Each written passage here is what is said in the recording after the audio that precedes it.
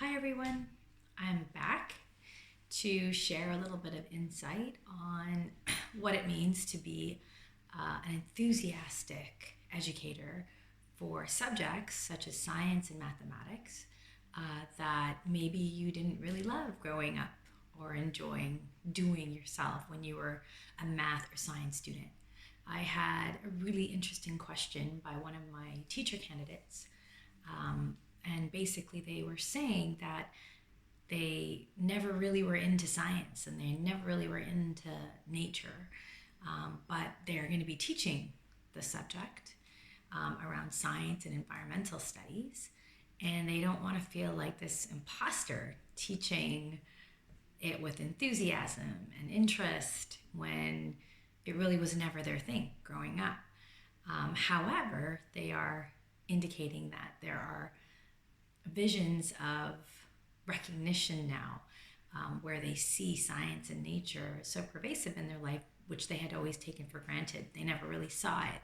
So they kind of just assumed they just weren't that kind of a person to enjoy science or to enjoy the nature or being outdoors all the time or something like that. So one of the things I mentioned to this teacher candidate, and I thought I would share with you, is that when we do have the opportunity to teach young minds, and we want to create a foundation for passion, for motivation, for good habits of mind and attitude around science understanding, but also around our environment and how we can be ecologically conscious. When we do those things, we want to create motivation and passion and a great attitude around them. And so we will do that as an educator because that's what we want to do for our students. That's the reasons why we become teachers and educators in this field. But one of the things we can do is recognize the areas that we might not especially love, recognize the areas that we might not be especially good at, and not see them as a weakness within ourselves, but see them as an opportunity for someone else to fill in the weakness that we have. So I thought, I was trying to think about examples of something like that. And the best example for me is if you're not really a nature person, but you wanted your students to do some sort of walk through a forested area. Maybe it's situated in biodiversity, where you're getting them to learn different kinds of animals or insects inside the forest. Maybe it's around ecology unit, or maybe it's even a mathematics unit where you're doing a data entry where they're literally recognizing and doing observations in their natural world of items, and they're writing down how many times, like tallying, which is a mathematical process, tallying all of the things that they see in one particular category, and then the next, and then the next, and then the next. And then, of course, they create a data management of all that data, and then they can graph it, and then they can see and interpret what's going on in this forest. How many maple trees are here? How many particular birds are existing in this particular area?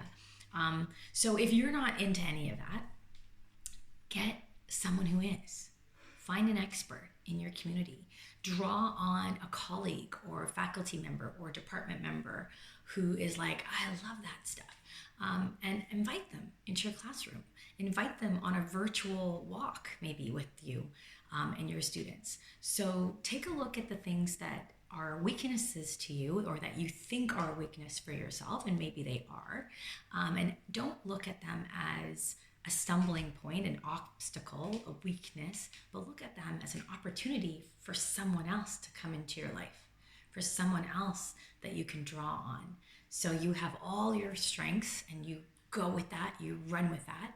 And any little part that you're like, I'm not quite sure what I would do here, but I know someone who would.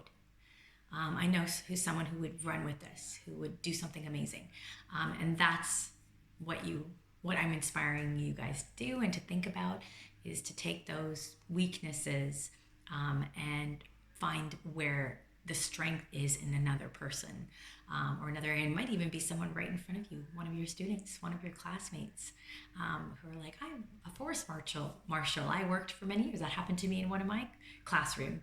And I was like, amazing. We have an expert here right in our group. So do that. So don't think of yourself as having this sort of imposter syndrome. I'm trying to teach an area that I'm not an expert in, and create enthusiasm and passion for my students around, but that I'm not an expert. I'm not an environmental activist. I'm not a steward or a forest or a conservation officer. I'm not a mathematician. I'm not a chemist to be doing this particular, mixing of solutions or something like that, and you're trying to show some sort of reaction. I'm not those. Well, then who is? Who can be? And within our virtual environment, there's lots of opportunities to even tap into experts around the world globally, by sharing their YouTube videos or their demos, or inviting them right into your classroom virtually to share and talk and inspire in that way. All right, so that's my tip. Take your weaknesses and use them as opportunities to connect with others. All the best.